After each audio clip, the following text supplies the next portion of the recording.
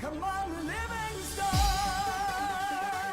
We gotta go on and on and on. Together we can make it. We gotta go on and on and on. Come on, Livingston. Knocks it through. Mullen bursting into the box. Josh Mullen. Together we can make it. Mullen's ball across, it's turned in! It's Pittman who's got it! Livingston leads! Road is long. Can they get the ball back in? O'Brien. Lead! And Livingston have the lead! Man, can score. If we march together. The full-time whistle blows and David Hayes celebrates. And the Livingston fans join in exultation. Come on, Livingston. Livingston have the lead against Rangers, and they are certainly rising to a few occasions on their return to the top flight in Scotland. Come on, Livingston. We gotta go. Hello and finally, welcome back to Talk Livi, the podcast dedicated to everything Livingston Football Club and Scottish football. My name's Euan, and today I'm joined by Broonie. How you doing, wee man? Brilliant, mate. Brilliant. Just good to have a game back at the weekend, wasn't it? It's felt like an eternity since our last game of last game of club football anyway. Obviously we had a good couple of days following Scotland, but no, it was great to be back at watching Livingston. Yeah, can't agree more. My Saturdays have felt really bizarre the last couple of weeks. They're absolutely hee-haw to do, other than go out in the piss, essentially, which I don't normally get to do on a Saturday afternoon. So I got to do that instead, which was, to be fair, it was equally as fun. But as always, you can find this episode, as well as all our other episodes, on your preferred podcast streaming site. Just search for Talk Livi, so follow us or subscribe to ensure that you don't miss another episode. We'll start this episode off by discussing Livingston's battling draw away in Paisley as it finished honours even against St Mirren. Next up, I spoke with Livi SLO, Dave MacLennan, about how he's settling into the role and some of the projects the team are working on. It was a successful international break for Scotland as we secured the home World Cup playoff. We'll discuss all the talking points from those games against Moldova and Denmark. And finally, we'll discuss our next game as we welcome the Rangers under new management to West Lothian.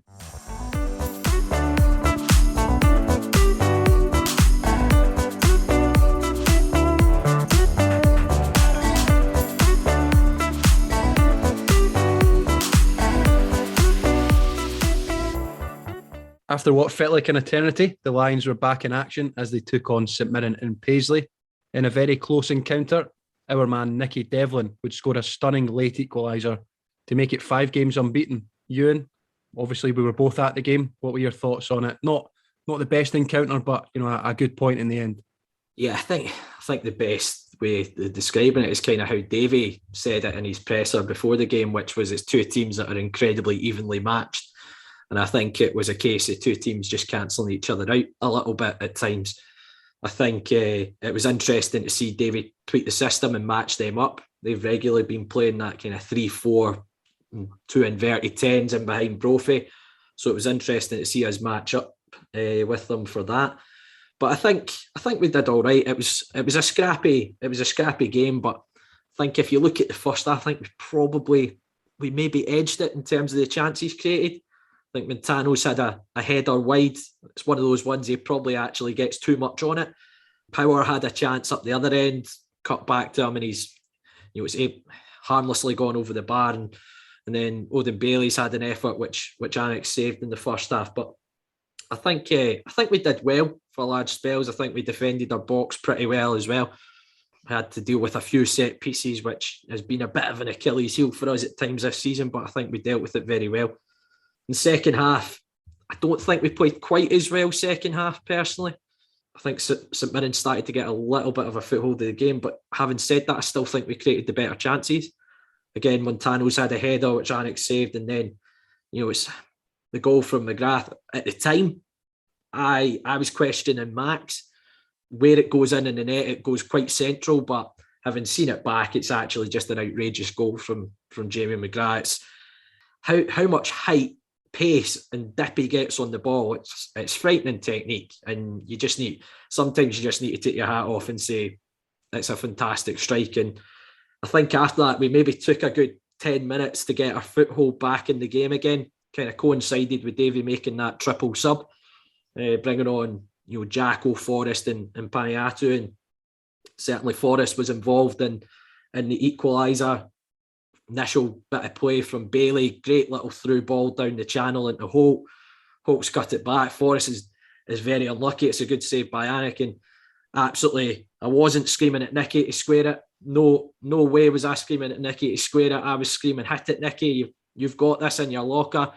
And Nicky's, does it so often, doesn't he? He does it all the time. Never mind these slide tackles, he's rampaging, runs up the right wing. It's his 25-yard blockbuster half volleys that we know Nicky for. So, it was, and to be fair, it's a fantastic strike. As soon as he's hit it, it's in. It's one of those ones, and he'll probably not hit one like that in a while, Nicky. But I think we deserved that. We deserved an equaliser in the game, and I think a point was a fair result over reflection. There was that little scare at the end with the penalty shout. However, I'll ask your thoughts on that one, Broonie, first of all, before I talk about it. But what was your take on the game? The game as a whole, it's the usual, isn't it, against St Mirren? It's always very scrappy. There's always little quality for the majority of the game. It's always even. As I say, a scrappy game. I would say that a point was the fair result. Again, I don't think either team did enough to win it. I wouldn't have said, it was a total robbery if St Mirren would have come away with all 3 points like the 1-0 earlier in the season. I think we more dominated that one. I think this was more of an even game. But yeah, I think a point in the end, a fair result. As you sort of touched on as well, I felt that we dealt with them very well, had the better of the chances. You mentioned Christian had a couple. Christian Montano had a few headers from close range. One at the back post, I think, in the first half, which he put wide. There was another one, a decent save from Anik, but maybe Christian should be doing better. Forrest obviously has the chance before the goal, but Nicky's finish deserves to get a point from any game. The only thing better than the strike was the celebration. Lovely big knee slide from him. I think he's been practicing that at training. But no, it was a decent game. Better than what you usually get between Livingston and St Mirren, as we've seen over the years. It's usually a very, very scrappy game. The only real 2 moments of quality in this one, though, Jamie McGrath's goal and Nicky Devlin's goal as well.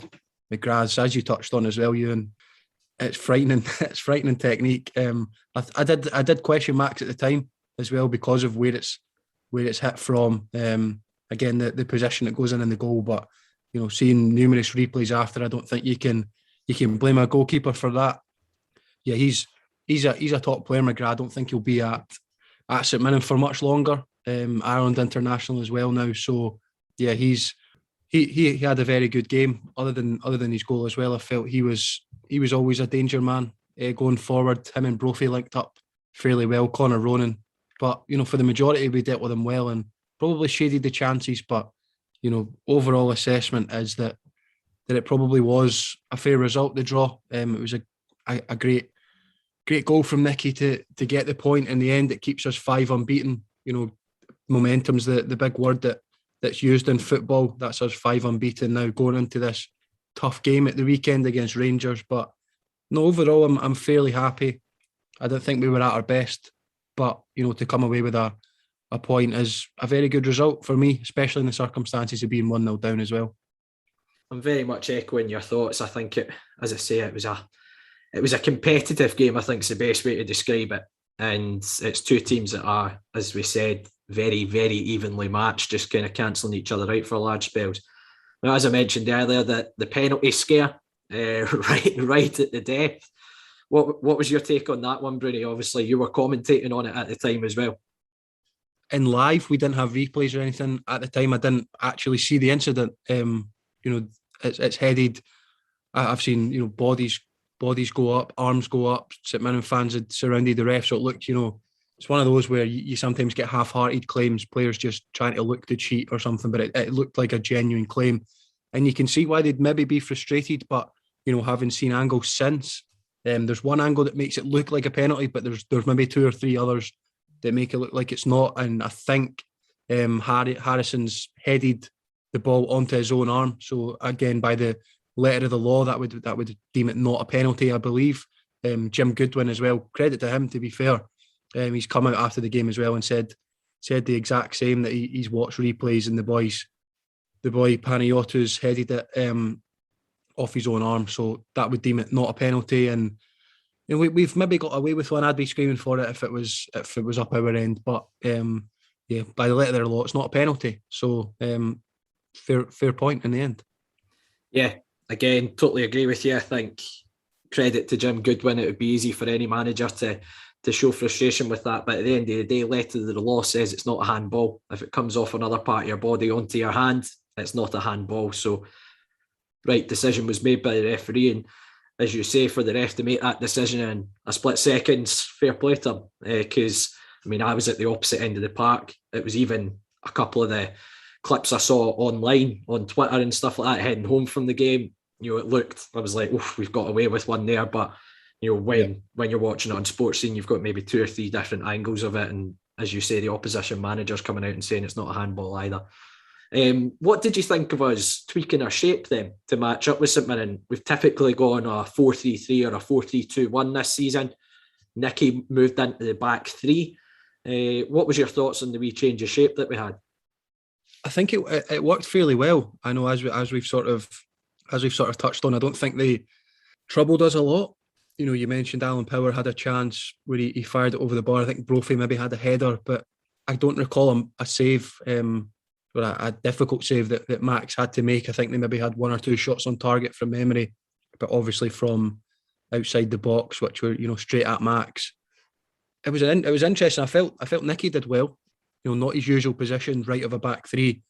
Felt he did well, and we sort of saw what Robertson and Tierney did in a way on occasion. Maybe I think more in the first half than the second. We were more backs to the wall in the second half. But Jack McMillan had tuck in at times, and that had allowed Nicky to overlap, so that worked fairly well. I'm not sure the thinking behind it. I think it was maybe just to genuinely match St Mirren, because of the defeat earlier in the season. But yeah, I feel it worked fairly well. I think it's a good thing that we're adaptable. We can change shape during the game. I think we changed. If I'm correct, I could be totally wrong, but just from what I saw, I think when the subs were made, we did sort of change. Jacko had come on, Harrison and Forrest had come on. I think we went more of a 4-2-3-1. Nicky moved to actual right back, and McMillan had sort of moved further forward to the right.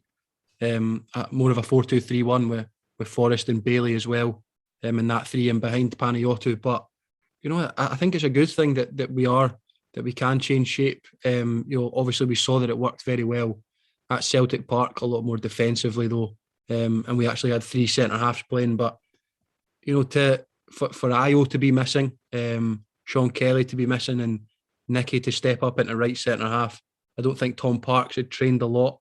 Speaking to Davey after the game, yeah.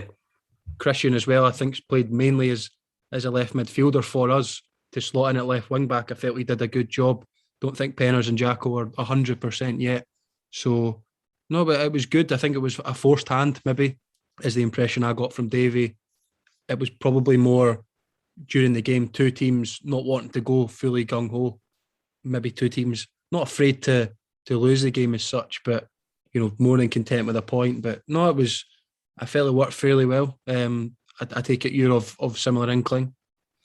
Yeah, I think it was interesting. Obviously, we spotted it quite early doors when the game had started that was the shape we were going with kind of Shinnie and Bailey playing in behind Anderson up top.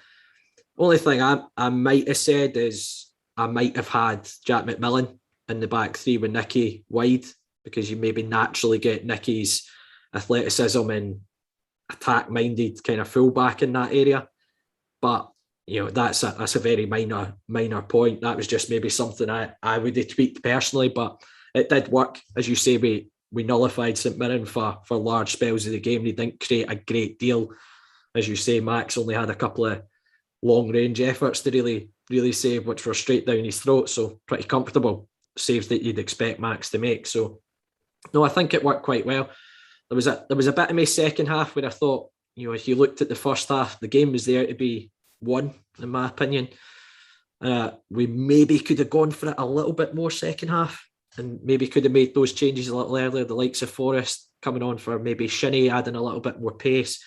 Maybe I don't know how fit he is just now. Maybe Jays Kabaya coming on as well, just offering something a wee bit different in those little areas and the whole. So, but I can't be too disgruntled with the taking a point before the game. We all predicted 1 each draws, so we were all bang on the money with the predictions this week as well. So, no, it's a good point on the road. Any points away from home in this league is a pretty decent result. So, I'll take the point. We'd have taken it beforehand, and we can move on to what is the start of a very busy spell, which starts with an easy game against Rangers.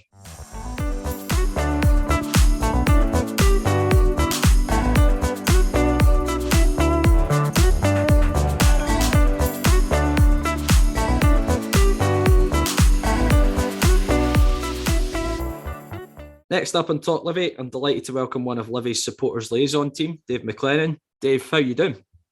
I'm doing fine, thanks, Ian. How's yourself? I'm all good. Now, I mean, Dave, I've sat next to you in the main stand for, just along from you in the main stand for a number of years. How was it you started following Livi in the first place? Well, I've always been a football fan for years. At Inverness, I've followed Inverness, Clacton Academy, and I played football. And then when Livingston came into being in the 1990s, it was an ideal situation. So I followed them ever since they've been established in Livingston. So yeah, you're pretty much from day one in 1995. Then you'll be. Yeah, absolutely. And this summer, you decided to take up the role as supporters liaison officer along with Daniel Bennett, who you share the role with, and Colin Williamson, who took up the disability access role. What made you decide to apply for the role? Because let's be honest, supporters liaison officer, you're a bit of a customer service. Football fans, they can be very difficult to please. And I know you're retired these days. What was it that made you decide to take up that role? Well, I wasn't too sure what the role was about, to be quite honest with you. And as you said, I've recently retired. I had opportunities to go back to consultancy and things like that, but I wasn't really interested. I'd said, well, I've done my term. It's time to relax and move on. And I thought when it came up, when it was advertised, I thought that might be something I might enjoy doing. It's a voluntary role. And it's to do with the club and football. So I discussed it with the family, and I spoke with Colin Brown. You'll know Colin. He sits along from us, another Livi fan. And he said, look, go for it. Certain experiences you've got in industry and in business, they might be beneficial. So nothing ventured, nothing gained. So I sent in my application, and here we are.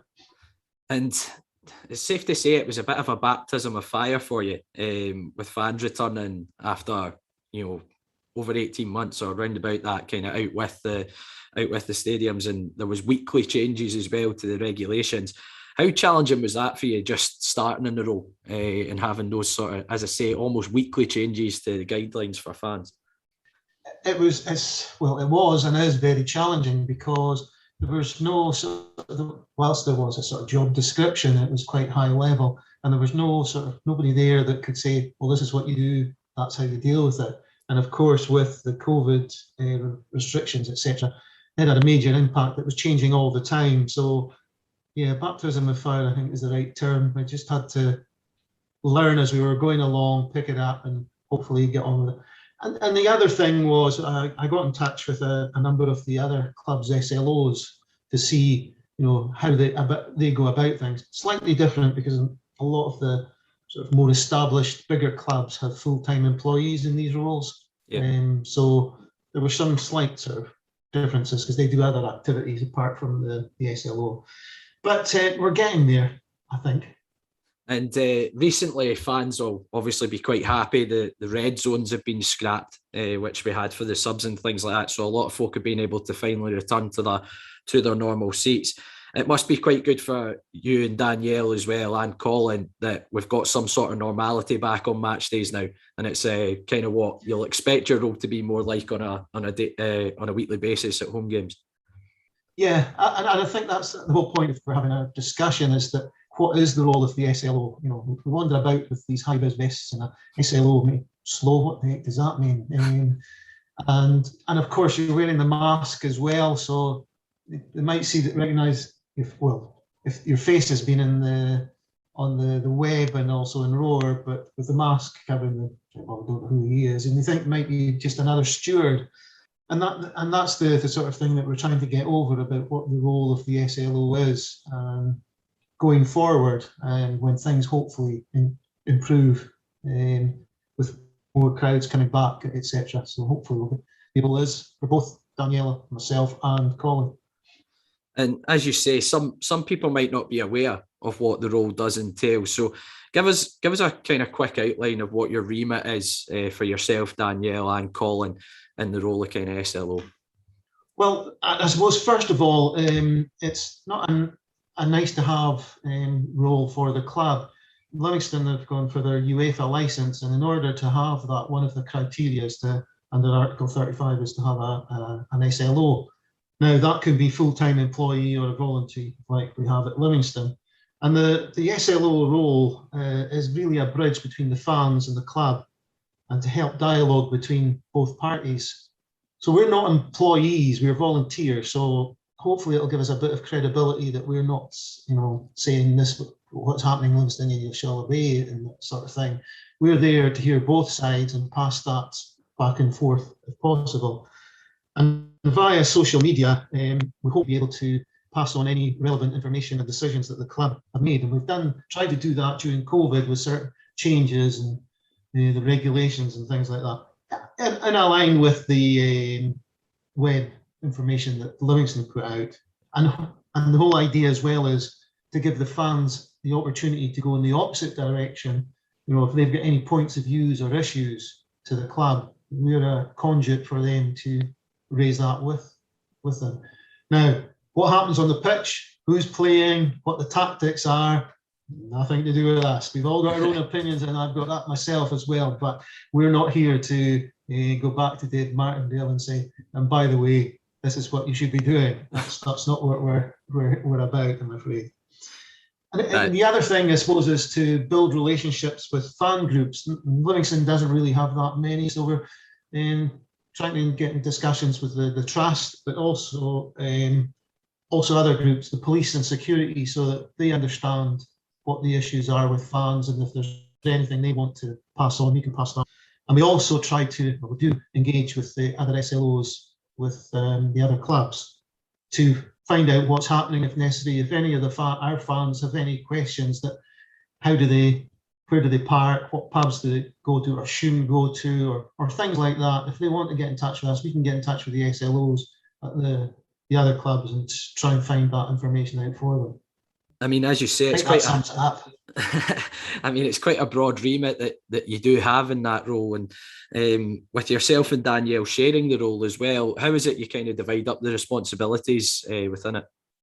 Well, when we were interviewed, Derek, the club secretary, said that there was myself and there was also Danielle, and Danielle and the social media side of things excelled in that, and that's probably not my forte, to be honest with you. But I can sort of deal with meetings and other clubs, and also emails. So Danielle, we split it up in that area, but we jointly deal with any discussions and come up with any ideas together, along with Colin, of course, as the DO. Yeah, as you say, Colin, I've already noticed a couple of things that Colin's managed to help get put in place, the radar locks, for example, in the toilets and things like that. So it's evident to see that there has been a bit of engagement between fans. How have you found the engagement with Livingston fans? As I say, sometimes we can be a difficult bunch. You'll know that. At the moment, I think would be the right term. We do get questions coming in from fans on, especially with the COVID, with the way the situation was with the red zone and how ticketing worked, etc. So there's been questions about that. There's been some about issues, some away support. We've helped out with St Mirren in some cases for disability tickets, getting more for them. They came to us and we got that sorted out with the club. But there also has been other things. There's been requests for birthday wishes to videos from players that we've passed on to the club, and we've managed to get that sorted out for them. So, as I say, we're there to take on some of the requests and information and pass to the club. We might not get the answers that people want, but at least they've got a point that they might feel more inclined to go through us than rather than directly to the club. And that's the whole point of it, So hopefully we'll get some more engagement. As you say, Colin's been very successful in engaging and getting a working group together for the disability group and getting things done. We might want to do that with fans to see if there's anything we can do as in general for the Livingston supporter base. As you mentioned there as well, it's not just for Livingston fans, it's away fans as well can get in touch with you if they have any queries as well. Dave, is that right? That's correct, yes. It's amazing some of the emails you get from fans or non-fans. This morning I just received from a seaman on a ship on HMS Bangor requesting some things. So, it comes from all over the place, and we'll respond to that. We'll get in touch with the club and speak to them about it. We get requests from, as I say, all different clubs, and as I say, we will, if need be, we'll find out information from our fans. Again, if they're at a away match, what is the issue for them, and if there's any issues at the game, if they're away and they find a problem at the away ground, let us know, and we'll get that fed back to the other club as well. Excellent. And I'm sure yourself, Danielle, and Colin have a number of ideas that have maybe been put to you, or ideas that you have yourselves. Is there anything that you're working on just now that will be of interest to the fans? There is one thing at the moment. We're looking at a local community outreach programme to try and engage with schools and grassroots clubs around the West Lothian area. And Yale's sort of in the lead with that. We're sort of looking at that just now, coming up with a sort of paper to put to the club and say, this is what we're planning to do, this is what we think we should be doing. But generally it's probably Danielle, and I'll support her if necessary, going out to schools, doing a presentation about the club, what happens, all the bits and pieces, and then give away tickets. And if, I say, I don't want to say too much because we're in discussion and we don't know the final details, but if it means about, like did in the past, to get players to come out and meet with the schools, etc., like that, if we can get that sorted out, that's what we were trying to do, and try and build up on the fan base and get the younger generation to try and get them involved and get their families involved back into the club. And there might be some other initiatives we'll look at, but I suppose the main thing is that a lot of the fans have better ideas and suggestions than we probably come up with, and now there's this opportunity, a place to put those suggestions and ideas in. Now, Livingston's not a rich club, we don't have a big budget, so some of the things they might come up with will be non-starters, but at least it gives them an opportunity. But there might be some golden nuggets in there that come out that benefit everybody, and it benefits the club. So that's what we are really looking for, is the fans to come up with ideas, and nothing's stupid or daft. It might be more expensive than we possibly the club could afford, but we'll consider everything, and we'll put that to the club, and we'll respond back to the individuals. Yeah, obviously, having been a fan yourself since kind of right at the start in 1995, I know fans regularly talk about getting kids and things like that back along to the stadium. I know it's a big thing in terms of how the support was built in the first place. So I know that's obviously something that will be of big interest to the fans. But as you said there, Dave, you're willing to take queries on from the fans. How is it folk can get in touch with yourself, Danielle and Colin then? What avenues have they got to get in touch with yourselves? You can get in touch with us on Twitter. I always forget this one. It's at Livi FC _SLO. And by email, it's SLO@livingstonfc, all one word, .co.uk. Perfect. Well, as I say, Dave, it's fantastic to have you on the podcast. I know it's you've certainly gone in that baptism of fire into the role, but hopefully you're settling into it, and hopefully get a bit more engagement with fans, and you can obviously see some progress and things like that behind the scenes for the fans as well. But thank you so much for taking the time, and obviously wish yourself, Danielle and Colin the best of luck within the role. Thanks very much, Euan. Thanks for the opportunity. And the other was, but the last thing to add, we're there at most of the home games, if not all of them. you'll see us with HV, with SLO in the back. Come out and speak to us. If there's anything, come and chat to us, and we'll see what we can do. Except don't get that leak that's above Andy's seat fixed. Just ignore that. I've tried my best, but maybe there's some reason for that happening. No, honestly, ignore it because it winds them up. That's brilliant. I enjoy that. I'm sure you go in and drill a hole every week just before the game, just to annoy him. That's the real reason. It's actually been fixed 100 times, Dave, in the last 2 years. There you go. I did say we don't have much money. The duct tape doesn't last long. Thank you very much for coming on, Dave. It's Okay, much all the best. Cheers now.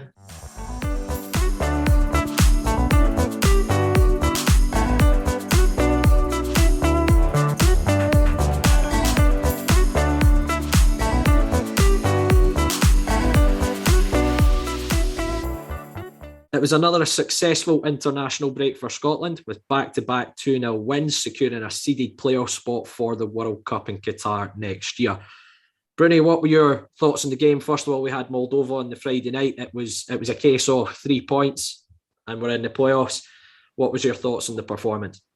Very nervous before the game, but unlike Scotland of old, very, very professional performance and job done. I don't know if you remember, there was an early sort of chance, or it was technically a goal. Shea Adams put the ball in the back of the net. He was obviously offside by about a yard, I think. But for me, that sort of calmed the nerves a wee bit, because we'd started on top. I think it was maybe 4 or 5 minutes in, I want to say, and we'd popped the ball about well. We'd got down the lines. We'd created chances, and Adams would put the ball in the net. Obviously, didn't count, but that kind of settled the nerves for me, because it in my head I was like, right, we'll be fine. We've shown we can create chances early on. Nathan Patterson, I thought, was brilliant. He gets the first goal. Great finish on his left foot as well. I'm excited about him for the future and years to come, for the present as well. Actually, I'm not sure how he's not getting a game at Rangers. Obviously, we saw Tavernier's display on Sunday, very questionable. And Shea Adams for the second as well. We could have had more. I thought that John McGinn was excellent, as he so often is. He was excellent against Denmark as well. But I think he worked very well. He played more on the right. We spoke about the inverted tens, if you want to call it that. We played a similar shape to what Livingston did at the weekend there. It worked very well. I think you had Armstrong on the left, McGinn on the right.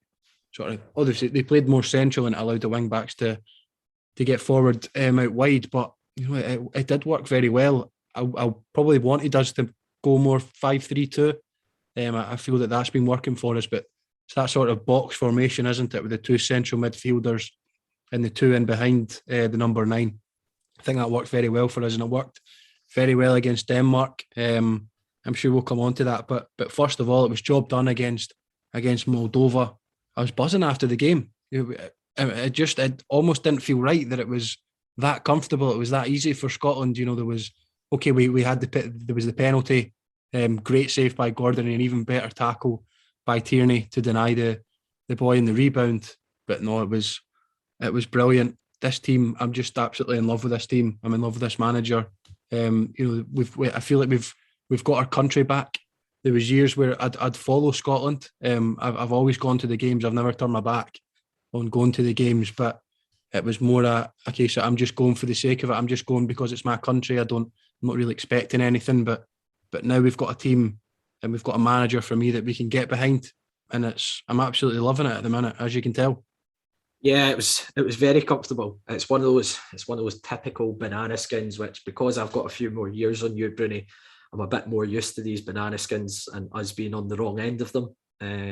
So I remember Georgia. I'm not that young. But it's one of those typical Scotland games where I expect the worst. I don't know why, but as you say, early doors we were really peppering their goal, and it was coming across as a matter of time. But even at 0-0, the save that Craig Gordon's pulled off at 0-0 from the header first half, which Craig Gordon in those last 2 games, the Faroes game and Moldova game, has pulled off 2 or 3 unbelievable saves at 0-0, and it could have been a very different story for us. And it just shows you the reward of having a top goalkeeper. Just thought I'd mentioned he certainly played his part in getting the job done in Moldova, but as you say, we were getting in behind them quite a lot. We were creating opportunities. In the first goal, it's great little bit of play by McGinn using his big junior football arse to make a yard and play Patterson in, and it's a fantastic finish by Patterson. As I say, I really want him to start playing more regularly at Rangers, because I think you'll start to see even more from him than we've already seen in a Scotland jersey. And then second half, again, it was a case of, if we got a second, the game's done. And again, great little bit of football by McGinn, great back heel in behind, and it's put across for Adams, and he's finished it off. And I'll go on to say, I think Adams really stepped up for those two games. Dykes is, I said it to you in the pub prior to the Denmark game, Dykes had scored essentially and won half of our points in that qualifying group at that point before the Denmark game. So he's been a real talisman for us in this campaign. I thought Adams was, he wasn't quite hitting the levels we were hoping, in my opinion personally, but the last couple of games he's really led the line brilliantly. In particular, the Denmark game was really, really impressed with him. But we did have the classic Scotland scare, gave away the penalty. It is a clear penalty. To be honest, I couldn't believe it took the referee so long, even after looking at VAR, to give it. It was a blatant penalty. You could tell in real time it was a penalty. But as you say, Craig Gordon's pulled off another fantastic save, and the challenge by Tierney is just classic Kieran Tierney, just full-blooded, fully committed, and we keep the clean sheet, and that's 5 clean sheets in our last 6, winning 1-2-0. I think we're really starting to see a Steve Clarke team, because we're regularly getting the same players on the park, playing together regularly in the Scotland setup. I think you're starting to see the rewards of that now that we don't have these triple headers where he's forced to kind of make 5-6 changes per game. I think you're starting to see the reward of Clarke being able to field the vast majority of the same team for the games. But leading on to the Denmark game, beating a top nation at Hampden and securing a home playoff for the semi-final, absolutely buzzing after that game. And I don't know how many times I've watched Che Adams go, but what were your thoughts on the Denmark performance?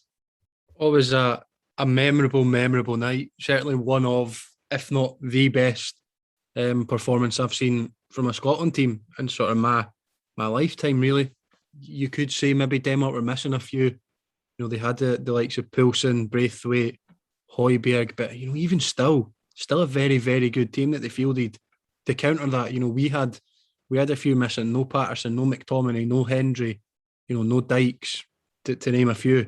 So we arguably weren't full strength as well, and we were playing with the sort of fear of anybody getting booked would miss the next 48 games or whatever the stupid rule was. So yeah, we were brilliant from start to finish, weren't we? Crowd were phenomenal. That's 2 back-to-back games at Hampden. Full houses, it's exceptional. And yeah, we were treated to some brilliant football. Delighted for John Souttar. Those set pieces are paying dividends. Your man Austin McPhee is certainly earning his wage. That was obviously McTominay's goal against Israel from a corner, one from the training ground, and similarly John Souttar's there. And yeah, the Che Adams goal is just absolutely fantastic. There was a move, I'm sure. I've listened to numerous podcasts about Scotland. Everybody's spoken about that chance at 0-0. Robertson and Adams break forward. There's about 5 or 6 intricate passes. It was like watching Barcelona at times. It was. If I had gone in, I don't know what I'd have done. Honestly, Yeah. It would have been a Puskás Award contender. You talk about that, Bruni, and it was quite funny. I was at the game with my dad and one of my mates, and my dad has seen Scotland qualify for, grew up in the kind of 60s, 70s, 80s, a prime period as a Scotland supporter going to World Cups and major tournaments. And my dad turned around to me and goes, "That is the best thing I have ever seen Scotland do." And I was like, "You saw them at the 74, 78, 82, 86, Italian 90, France 98, and that's the best thing you've ever seen a Scotland team do?" I was like, bloody hell, it must have been good. But as you say, it was an unbelievable little bit of football. I couldn't believe what I was watching. I know. Well, it was like that for the majority of the game. Again, I spoke about it with St Mirren and Livingston. I don't think that they really did an awful lot, created an awful lot. Gordon had a great save at 1-0, I think it was, but I believe that the guy that headed the ball turned out to be offside. I could be wrong on that, but no, other than that, I don't think they really created an awful lot. I wouldn't say we dominated it possession-wise, but in terms of the chances, I felt we absolutely battered Denmark.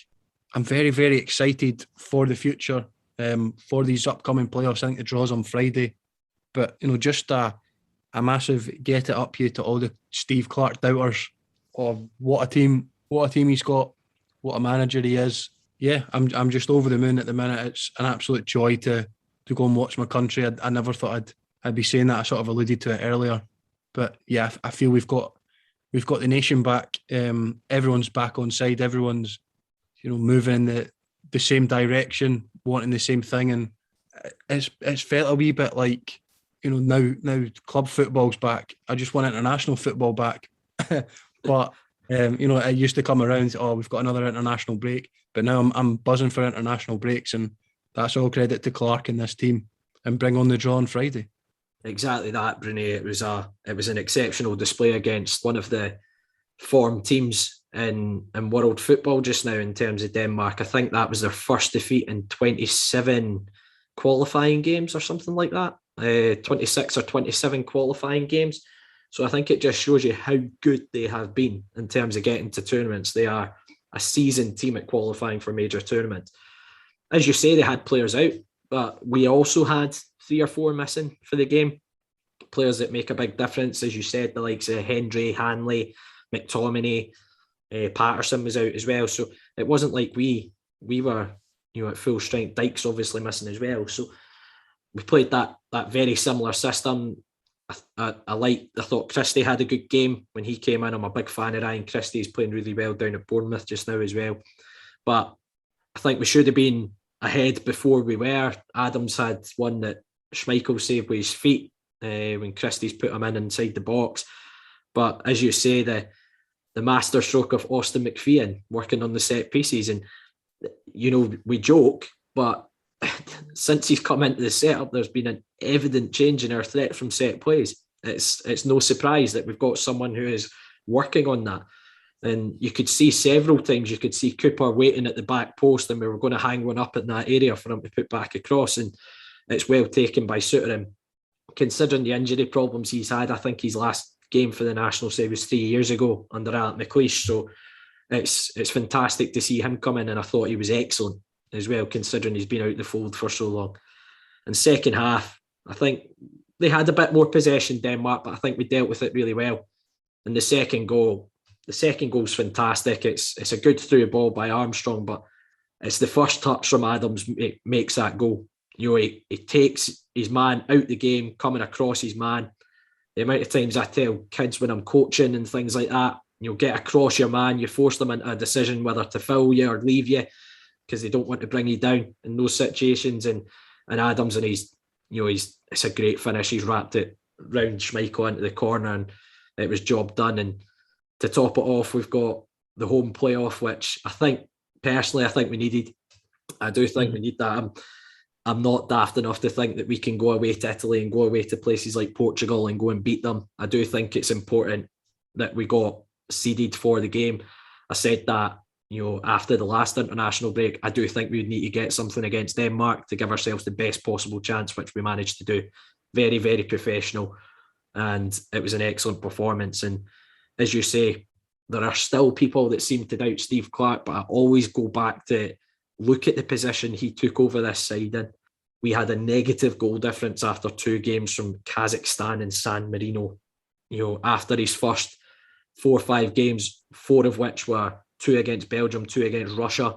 We were sitting behind Kazakhstan and Cyprus in our qualifying group. We've now got to a major tournament. We are now 2 games away from reaching our first World Cup since 1998. I don't understand how folk can question him. And I remember the Alec McLeish era, the most recent one, where there was 20,000 for those big Nations League games, because they were big games. They were essentially qualifying games, and you had 20, 25,000 there. In the last couple of games at hand, that you can tell folk are behind this team. A major part of that is down to Steve Clarke, and there was folk going absolutely daft back in, August, September time when he got his contract renewal. Well, I think it's a bit of a masterstroke by the SFA, because I've always had faith that we'd got the right manager finally when we appointed Clark, and I think but he was always going to need time in this job. He was always going to need time because we were in a mess when he took over. And I think you can really start to see a genuine team on the park that has a way of playing. I think we're good at mixing it up. I think we can play with the ball. We've got two centre midfielders in Gilmore and McGregor who complement each other brilliantly, who can keep a hold of the ball inside a phone box. They're unbelievable at it. But we can mix it up as well, with the likes of Dykes and Adams. That was something I need to compliment Adams on. His hold-up play was excellent against Denmark. There was one that I think Gordon hung it up. I think the ball came down with snow in it, and Adams just brought it down on his foot. I was like, unbelievable bit of control. And it was an excellent display, and we deserved the results. And honestly, I'm buzzing to see who we get in the draw. And if by some sort of miracle we can get a potential final at Hampden as well, I genuinely don't fear anyone in the draw. And I think if we can get both games at Hampden, tell you what, I don't think any team would fancy coming to play us right now either. Just quickly, who do you fancy then? I take it, the obvious answer is probably North Macedonia, and then you may be looking to get grouped with Wales or a Poland or something like that. Is that? Yeah, essentially. Albeit those teams have got their threats. The likes of Wales, obvious ones, Gareth Bale, and Poland, Lewandowski. They have players that can hurt you. There's no doubt about that. But I think if you're a seeded team, you're crying out for Macedonia in the draw. And that's no disrespect to Macedonia. They got to their first major tournament just there as well. So they're on a bit of a high as well. But luckily they don't have Goran Pandev, who'll run rings round us like I've seen him do multiple times for Macedonia in the past. He's now eventually retired at the age of about 92. So we won't see Pandev run rings round us. There might be another Macedonian that might be able to do it. But yeah, let's be honest, it's the draw that everyone would hope for. But as I say, if we can get both games at Hampden, I genuinely don't really fear anyone going into these games. I think the buzz that's round the national team just now, I think the players having been to a major tournament now, there's that pressure off them now. I think they look like a team that's playing without pressure now that they've got that monkey off their back, getting to the Euros in the summer there. So I don't fear anyone going into the World Cup draw, but preferably Macedonia. Bye-bye, haters.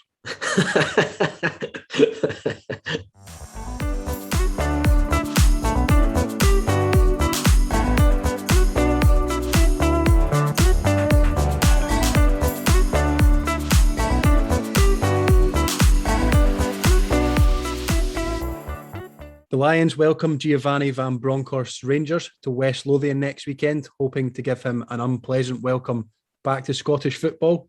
Euan, how are you feeling ahead of this one? A lot more confident than I probably would have a few weeks back, to be honest. Obviously, Stephen Gerrard, despite being incredibly happy in the job and not wanting to answer silly questions, decided to up sticks and go to Birmingham and start managing Aston Villa. So that was a bit unexpected, and I'll be brutally honest, I think Gerrard's a prick, so I'm quite glad to see the back of him. If I'm totally honest, having been in a press room with him a handful of times. So yeah, it's obviously a big blow for Rangers. He has done a good job in the sense that he's stopped the rot of not winning trophies, and winning the league last year was a big thing for Rangers. So he did manage that, but they've got someone in Van Bronckhorst who's had a pretty decent start to management, and over in Feyenoord, I think he won their first Eredivisie title in close to 20 years. And then he had a stint over in China, which I don't think worked out particularly well. But it'll be interesting to see how that one works. And classic with Rangers, they had to get a good Rangers man in, like Giovanni van Bronckhorst, the Dutchman. But but look, it's going to be a difficult game. They are the champions. They are top of the league. I know they've not been quite at the same levels as they were last year for a multitude of reasons, but it's going to be a tough game regardless. But we're back in our home patch. It's always a slightly different game when we play them at our place compared to when we need to go to Ibrox. The two games at Ibrox this season haven't been great viewing as a Livingston fan, in terms of we've not really lay a glove on them at all. So it'll be interesting to see how we set up for this one. Be interesting to see what Rangers do midweek.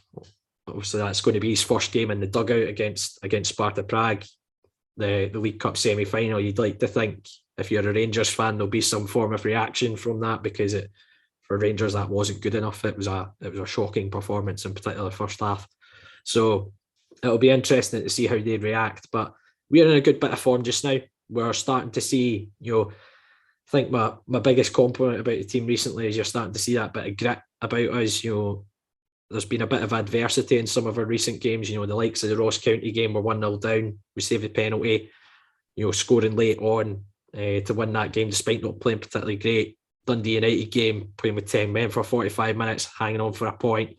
Celtic Park, concede the penalty late on, go down to 10 men, managed to get a point. So we're showing a lot of character, which we kind of questioned a little bit at the start of the season. We're starting to see a bit more grit and determination in the St Mirren game. You can add to that as well, managing to get that equaliser late on, whilst maybe earlier in the season we kind of whimpered to a 1-0 defeat. So we're seeing a different side to us, the side that we associate with our team, associate with Livingston over the last few years. We're showing that bit of fight, bit of dig. And I think we'll give Rangers a game. And as I say, what better motivation? Van Bronckhorst, his first game in Scottish football since he left Rangers, coming and playing on our awful artificial pitch. Let's give him the best possible welcome back to Scottish football and just kick lumps out them and play hoofball and really get in their faces. Just get in their faces and really upset them. And I don't know why I've got a nagging feeling that we could produce something at the weekend, but I'm not going to go overboard. It's going to be a very tough game regardless. No, you say that though, but they're the games that we often turn up for. Absolutely. There's no pressure, nothing to lose, and we always raise our game. For me, I think obviously it's a slightly better record against Celtic than we've got against Rangers. I don't think we failed to score in the last 9 against Rangers. But you've got a couple of 0-0s in there for last season. Like Max made the save from Barisic's free kick, and we held them to a 0-0 draw. But as you say, it's not been pretty viewing the last few occasions. I think Morelos scored late on last season as well. That was fizzling out to a 0-0, but I think he scored with the last kick of the 88th, 87th minute, something like that. But they're not as solid defensively this season for me. I think they're there to be got at. I was looking earlier. They've conceded the first goal in their last 6 games in all competitions. So positive stat for us if you look at it like that. I watched them yesterday on Sunday, against Hibs. Didn't look too clever at the back either. They looked very vulnerable from set pieces. Ross County have put 2 past them on 2 occasions this season. They're there to be got at for me. Obviously, they're a great team going forward. I'd absolutely bite your hand off for a point. A point would be a fantastic result. They've got that game on Thursday, don't they, in Europe? 3-day recovery period. We've got not the week off. We'll be in training as such, but we've got eight days between our game on the Saturday to Sunday. They'll have 3 days between the Thursday and the Sunday. So that's in our favour. You could argue. Again, the game's at home. It'll be a sellout. First time after COVID that we'll have a sellout against Rangers. Obviously, worked very well against Celtic. So who knows? Who knows? It's the type of game that, again, as I touch on, we absolutely raise our game for. I know we'll be up for it. Nothing to lose, nothing to fear. All the pressure is on Rangers. So why not? Let's go for it. Let's go for it. And I'm the same as you, Euan. I'm going to be positive. I've got a sneaky feeling that we might get something. So how are we going to get something then? We've both said that we're positive about it. How is it that we're going to hurt Rangers? Obviously, you can maybe try and compare with how we've played Celtic this season. So the game we beat them, we did stick to our 4-3-2-1 essentially formation. Whilst the last game at Celtic Park, we did move to a back 5. Well, I'll say a back 3, but it ended up a back 5 for long spells of the game. How do you see us setting up against Rangers? We regularly talk about their threats from the full-back areas in terms of Tavernier, Barisic, or whoever kind of plays in those areas for them. How is it we get joy against Rangers? It's a tough one to sort of break down. I think what we've done in the past is we've more played that 4-2-3-1 or a 4-3-3, whatever sort of variation you want to look at. But we've doubled up in the wide areas, haven't we, with our fullbacks on their wingers and our wingers on their fullbacks to stop the threat. It almost sacrifices our danger in the wide areas. I think Forrest's done a job in the past, Mullen's done a job in the past, things like that. But I think maybe the blueprints in that victory against Celtic, correct me if I'm wrong, but we played 3 in the back in that one as well. Sort of just sat in for the whole game. It worked very well. The home game as well. I thought we were brilliant against Celtic. So that's the blueprint, isn't it? They now play very similar formations. There was a spell under Lennon when Celtic had gone for that 3-5-2 sort of or 3-4-2-1, whatever you want to call it. But now it's a blatant 4-3-3 that they're playing. Celtic, Rangers obviously play that 4-3-3 unless Giovanni Van Bronckhorst changed it. I don't think he will, because it's what he played at Feyenoord. It's what's worked for Rangers. So, they'll be playing the likes of Kent, the likes of Hadji, Aribo, Morelos. It's just about trying to stifle these guys, trying to stop the ball, trying to stop Stephen Davis, for me, getting the ball in the middle of the park. He's, for me, one of their not key players in terms of going forward, but he'll when he gets on the ball and dictates the tempo of the game, it's very dangerous, and that's where they think he's the main sort of supplier of the team to get the ball into the dangerous areas, if you know what I mean. If we can stop that, maybe the production line, or if you want to call that, from Stephen Davis, if we can stop that, we could have a successful afternoon. Don't know your thoughts on that. If you want to see us go with the 4, go with the 5, it probably depends on personnel who's available. I think Ayo's still suspended. I want to say it's a 2-game ban for him, unfortunately, after he was sent off at Celtic Park. So, yeah, what are your thoughts on that? It's a difficult one to kind of predict how we'll set up. Obviously Davy moving to a back 3 the last couple of games is maybe something that's in his mind that we might do, going to a back 3 and offering a bit more cover in those wide areas with the likes of Nicky, or be it Montano, Penners, Jacko, whoever plays on that left hand side, for example. Or you can go to a 4-3-3 and I say match them up. I would expect our two wide players in the front 3 to do a lot of defensive work, the likes of Bailey, again, be it Forrest, be it Montano, etc., etc. But it'll be interesting to see how we set up, just with that recent change that we've gone to a back 3 in a couple of games, one of them being against Celtic as well, which might give you an indication how we set up. But it's a difficult one to predict. But I think I'd like to see us try and just, give Rangers a bit of a bloody nose and at least have a little bit of a go against them, because the last couple of games, I get they've been at Ibrox, so it's very difficult going to Ibrox and trying to have a go, but I want to see us try and have a bit of a go against Rangers and try and, they seem a bit vulnerable right now. I think it's a good time to be playing them. I know they've got a new manager and etc., but I think it's a good time to get them because they do seem a little bit more vulnerable this season. That change as well, it's an unexpected change in the dugout as well, so might not quite settled in, might still be trying to get points across. I think it's a good opportunity for us to cause a bit of an upset, but how we go about doing it is going to be difficult. I think the two centre halves, 25 yards out. Well, yeah, that's one approach. Just let Nicky shoot, take pot shots from everywhere on the pitch. We know he's got it in his locker now, so no pressure, Nicky. I think the two centre halves haven't looked as clever this season. Goldson, Hollander, whatever combination it's been. And I think if you can get Bruce in behind them and stretching them where possible, I think that could cause them a few problems. But you're relying on them playing fairly high to allow Bruce to get into the game in that way out.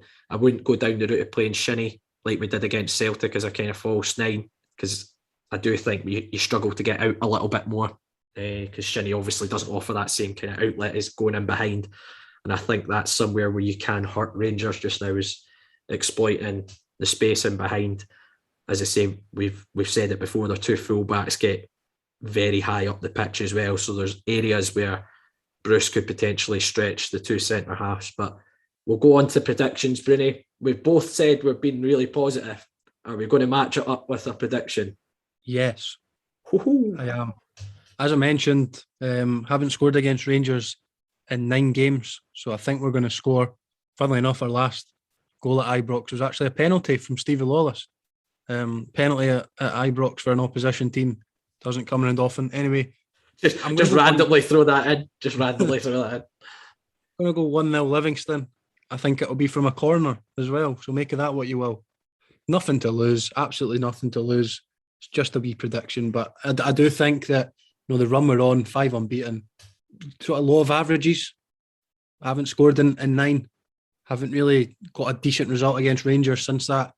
Obviously we had the draws, but a couple of draws. But Dolly Menga's goal, we haven't had a memorable day against Rangers as we have against Celtic. So I'm going to go 1-0. 1-0 Livingston. Why not? Let's do it. I'm not going to be quite as positive, but I do have a suspicious feeling we can get a result, and I'm going to go for a draw. I'm going to go for another 1-1 in this one. I think we might take the lead. As you've said, they've conceded the lead the last 6 games. Could catch them vulnerable, but I do think they will manage to open us up at some point in the game and get an equaliser. But, you know, if you need some inspiration, you can listen to our interview with Stuart Lovell, who obviously scored a phenomenal winner against Rangers, our first ever winning goal against Rangers. So if you're in the mood to hear about how you can get the job done against Rangers, you can listen to Stuart talk about that goal in our recent interview we did as well. But terrible finish, that one from Stuart Lovell. Terrible finish. I think Stuart described it as artistic. It was the word he used. But no, hopefully we can cause another upset and give Giovanni van Bronckhorst the perfect welcome back to Scottish football.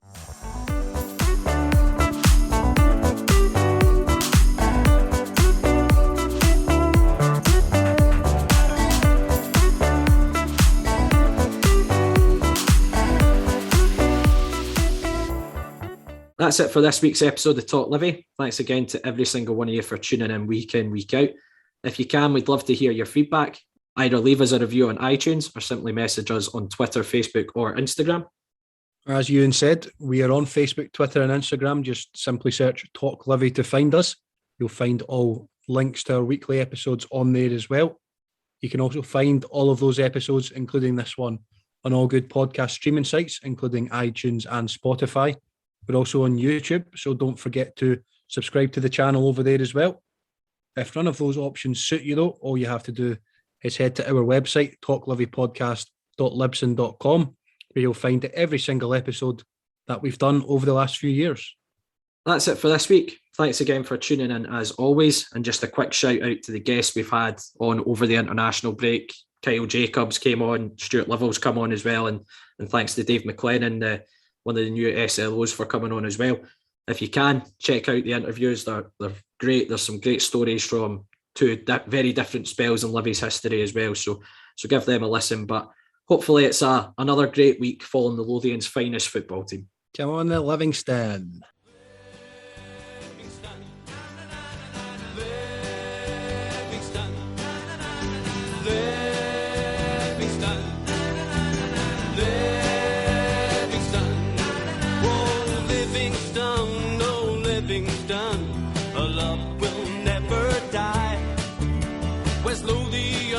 West Lothian is our battle cry.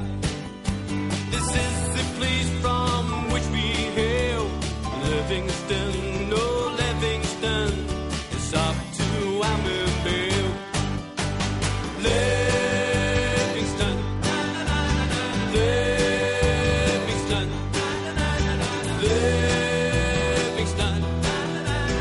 Livingston, oh Livingston. We love it when you score. Livingston, oh Livingston, the Amberville Lions roar. Livingston, oh Livingston, we realize our vision.